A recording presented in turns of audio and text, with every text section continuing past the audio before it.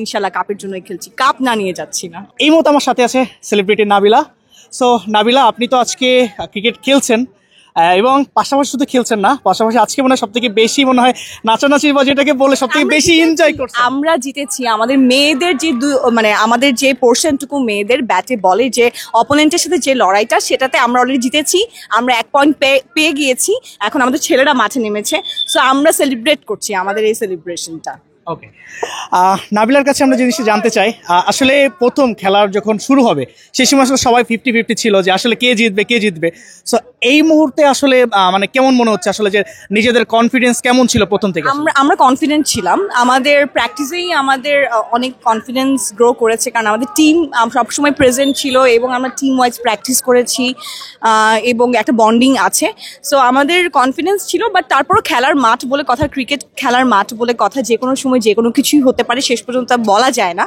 But যেহেতু আজকে জিতে গেছি ফার্স্ট ম্যাচটা, সো এটার পর কনফিডেন্স লেভেল ডেফিনেটলি আরো বেড়ে গেছে।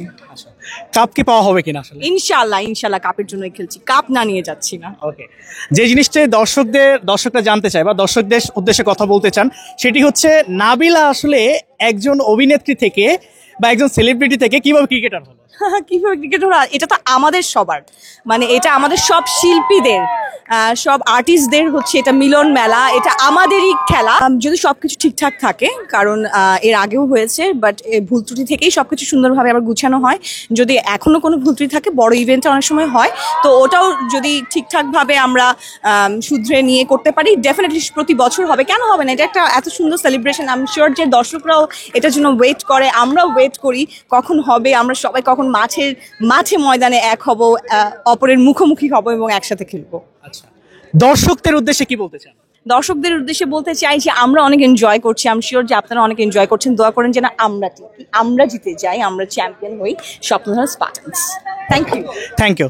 এতক্ষণ শুনছিলেন, নাবিলা ছিল আমার সাথে। তিনি তার যে অভিব্যক্তি বা এই যে ক্রিকেটকে নিয়ে তার যে চিন্তা, সেটি কিন্তু জানাচ্ছিলেন বাংলাদেশ টাইমসকে।